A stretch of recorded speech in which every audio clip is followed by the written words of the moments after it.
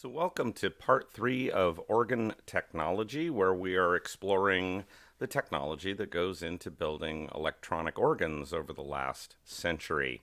Today we're going to talk about how electronic organs develop their tone. So the first thing we have to talk about, of course, is the very first electronic organ, and that is the Hammond tone wheel organ. And I found this wonderful little newsreel, and it explains the tone wheel and how it functions way better than I ever could. And so let's just watch that right now. An organ without pipes, without cumbersome air pressure apparatus, half the size of a grand piano, yet able to do almost anything that a huge church or theater organ can do. Amazing? Yes, and here's the secret. A simple device called a tone wheel, revolving in front of a small magnet. As these projections or bumps on the wheel pass the magnet, electric impulses are generated and a sound is heard in the loudspeaker.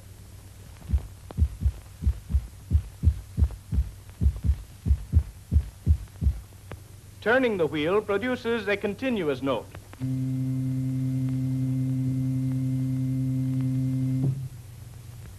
The more projections on the wheel, the higher the note.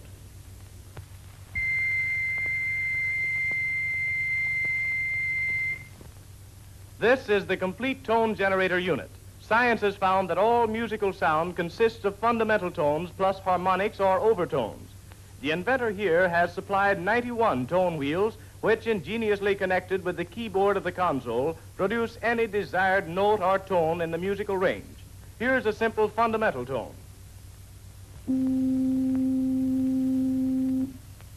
The organist adds the proper overtones by connecting additional tone wheels, and we have the sound of a horn.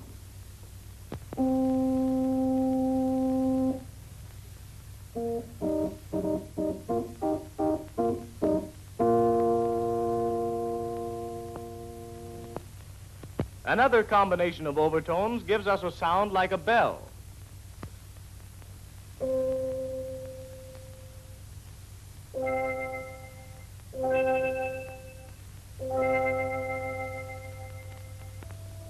Thus, instead of great banks of pipes to imitate different instruments, simple keyboard connections with the proper group of tone wheels produce the rich musical variety of a massive old-time organ, as demonstrated in Mr. Paul's playing of Handel's Largo.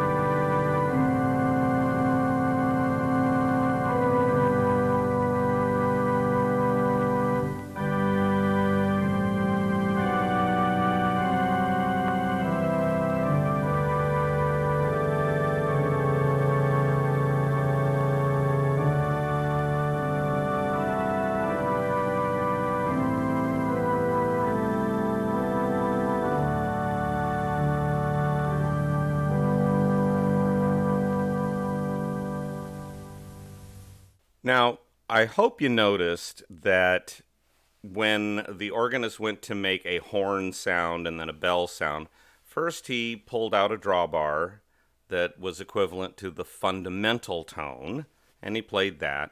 And you noticed it produced a note that was kind of nondescript. And then he pulled out two more drawbars, and then we had a sound that was a little more approximate to a soft horn sound. Well, the drawbars on a Hammond organ are equal to the pitches that make up the harmonic sequence.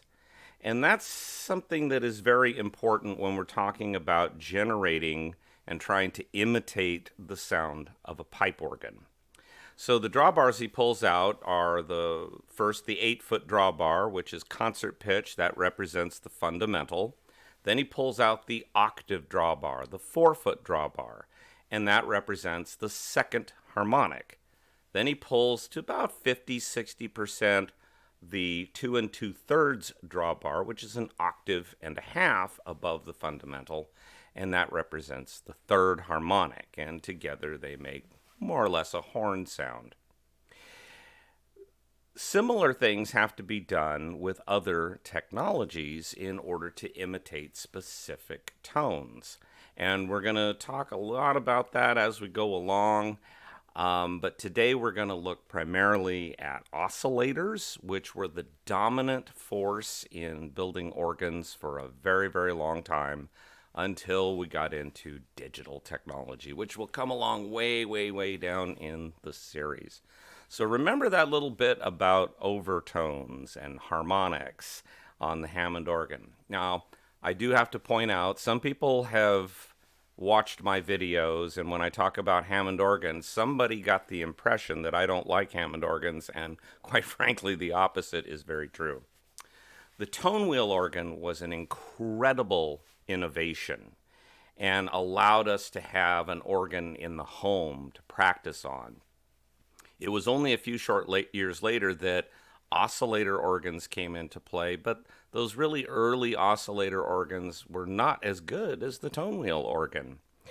So the tone wheel organ continued to sell extremely well. Now, eventually, oscillators would win out when the race for imitating a pipe organ really got into play. On the other hand, the Hammond organ became its own thing because of its very unique sound. So if our standard is that an electronic organ should always imitate a pipe organ, well, the tone wheel was destined to lose. But if our standard is that the electronic organ should maybe be its own unique thing, the Hammond organ wins hands down. And in fact, to this day, the tone wheel drawbar organ is a standard all its own. It is completely unique. And when you couple it with a Leslie speaker, it is truly magic. And for those who think I don't like Hammond organs, no. I love Hammond organs. I currently own 2 Hammond organs, and I love them both, and they are treasures in my collection of stuff. So, at any rate, let's get into oscillators, because that's how most electronic organs generated their sound until digital stuff came out. So I've set up here to show a couple of different views so I can draw some stuff and show you some schematics and show how they work. So let's take a look. First, we got to talk about a transistor. Now, the earliest oscillator organs, of course, used vacuum tubes as the basis for their oscillator systems. But I don't actually know enough about vacuum tubes and vacuum tube theory to really dive into that. And the vast majority of oscillator organs were built with transistors. And we can see a lot more evolution in the technology of electronic organ building by first examining transistors. So I'm going to show some really abridged, simplistic circuits because this matters to looking at the bigger actual circuits. So let's say we have a transistor. This is our base. This is our collector. And this is our emitter. Now what happens is that when we have a voltage here, we then have current flow through here. So one of the very basic things you can use a transistor for is, say I have a 5-volt source for switching, but the item I need to turn on and off requires 12 volts. Well, I put my 12-volt source here. I have my 5-volt switching here, and when my 5-volt switch goes on, my 12-volt source is opened through the transistor, and then my item, my load that requires that 12 volts turns on. So this is the basic transistor switch. Now, the other thing we can do with a transistor, that's another super basic function, is that the opening of this gate, this allowing the source voltage on through to our load, is variable in proportion to the input. So if I have a variable voltage coming in here, I then have a power supply over here, and that allows the output voltage to be the exact same thing, but only bigger. So that makes it an amplifier. So if we take our switch, we can also make it an amplifier. And obviously I'm not showing everything that goes in here. But we can also come out here and we can put a resistor and we can go back in here. And now we have an oscillator. You can then have a constant voltage coming in here. And because this feedback loop creates an astable situation, now I have an astable voltage coming out here. And this is the basis for which earlier electronic organs was built. Now, feedback loop, that's a very important function within this transistor. We've all been at a rock concert and they turn up the lead singer's mic too high and you hear the wah! And that's because when the microphone hears the speaker, there's a feedback loop between the speaker and the microphone, and that's what happens here.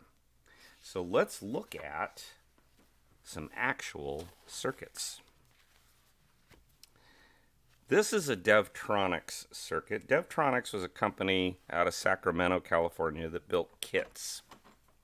And their kits were for hobbyists like me to build their own electronic organ. And this is interesting because it incorporates the three basic circuits that I just showed you.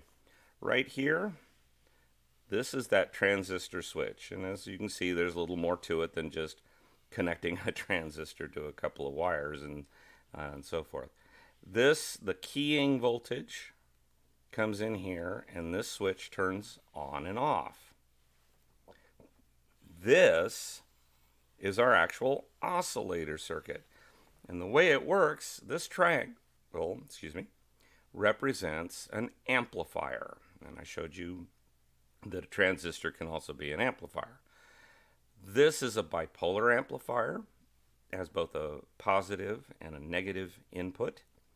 It has a positive voltage and a negative voltage, and that gives us a means of getting a truer sine wave, and we'll see how that works.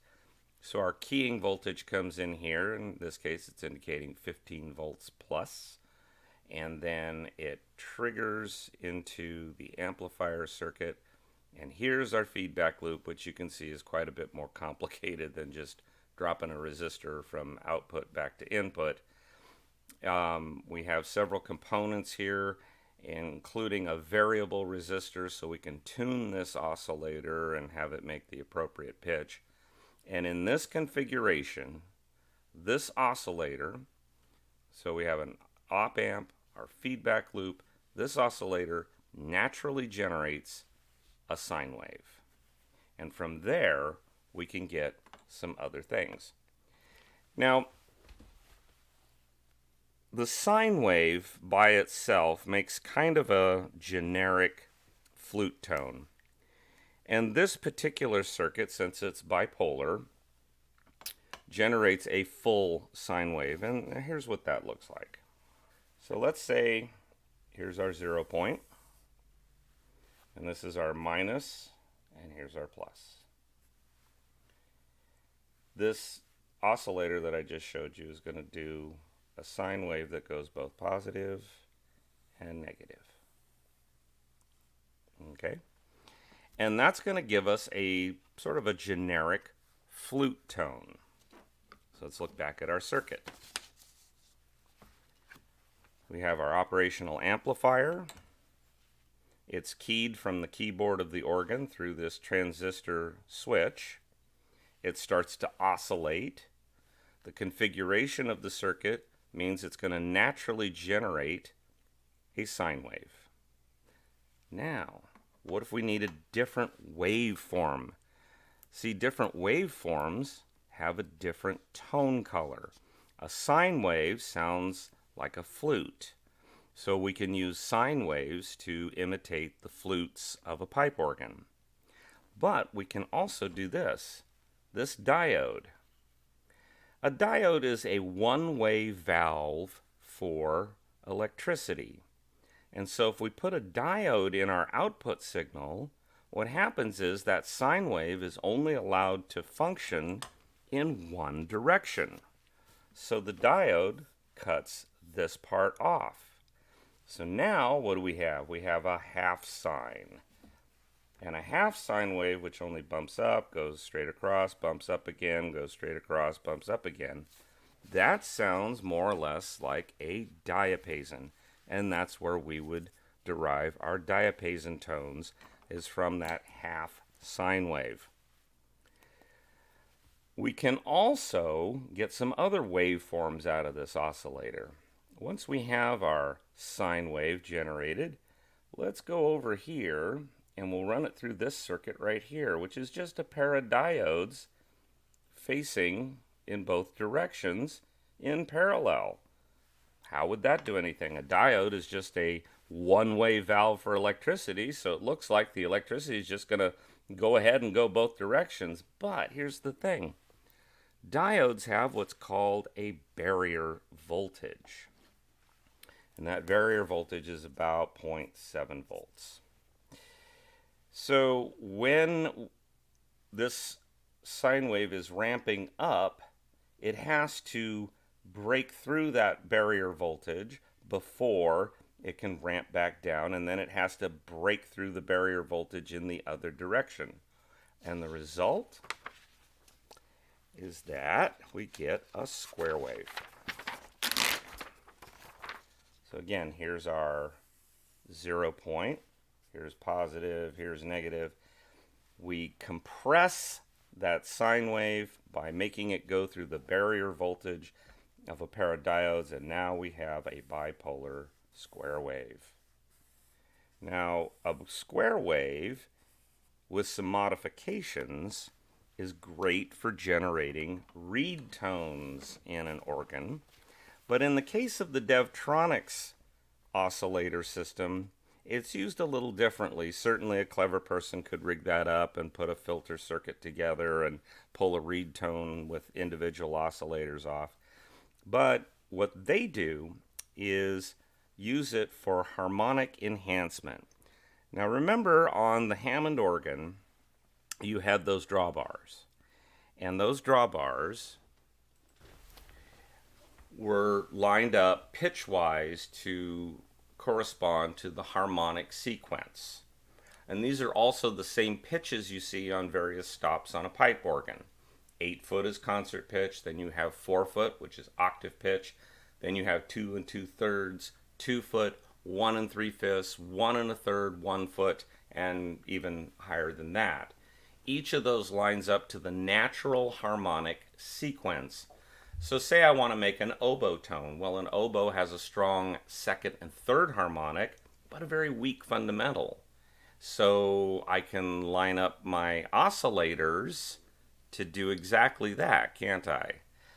Well, the other thing that goes on, the more basic thing, is that some organ pipe flutes are stopped. They have a stopper inside the pipe, and that changes the timbre. And some flute pipes on an organ are open. Well, open flutes tend to have a strong presence of a second harmonic, and stopped flutes tend to have the strong presence of a third harmonic. Well, how do we do that with our oscillator that's generating a pure sine wave? Well, what we do is we now go back to our keying circuit. And you see how this keying circuit is set to go to 2 directions? Well, here's what happens. Here, it is triggering the oscillator. And the oscillator will generate either a flute tone, sine wave, or we can modify it to be a half sine, or we can modify it with this complicated circuit to become a sawtooth wave. It can also then trigger this square wave output. So We have our sine wave, we have our square wave out, and here's how this works. I go to the oscillator further up in the set of oscillators to pick up either my second or third harmonic pitch, and I feed that back in here, and now my oscillator, which used to just produce a pure sine wave, a fundamental tone, now has either a third or a second harmonic mixed in, so that it sounds more like either a stop flute or an open flute. You can also do this same kind of thing to modify the tone of your diapason tone, your half sine, or even modify the tone of your string, your sawtooth wave. So right away, when you're using oscillators, especially if they generate a pure tone, you have to get into some additive synthesis to make them generate the various sounds that you want on a pipe organ. So getting that third harmonic in the mix, or the second harmonic, is very important for the distinction between stop flute and open flute. And you have to actually trigger at least 2 oscillators in your rank of oscillators to get that tonality. So let's take a look at these circuits in the real world. Now, I built these back when I was a young adult. This would have been in the mid-80s, and it was for a project I was working on with my grandfather, and, well, sadly he passed away shortly after that, and he and I working on organ stuff together ceased to happen. So our operational amplifier, represented by the triangle, is actually in this integrated circuit chip. There are 3 of them. Each has 4 bipolar operational amplifiers in there. So there are 4 oscillators times 3. This is the pure sine wave generator, and so we have our operational amplifier. This is our keying transistor, and down here, this is part of the feedback loop that tunes. This is the variable resistor, and then these circuits make up the rest of the feedback loop and the keying circuit. And here, right down in there, are 2 little diodes, and those are our diodes for our square wave out for our harmonic modification circuit. Now, I also built the diapason circuit, and the only distinction between the 2 is that 1 little diode for each of these oscillators. You notice it's not present here, but it is present here. So here's our flute, here's our diapason. The only difference, one is a sine wave, one is a half sine. Now, we looked at this circuit, and there's also another modifier circuit that's over here.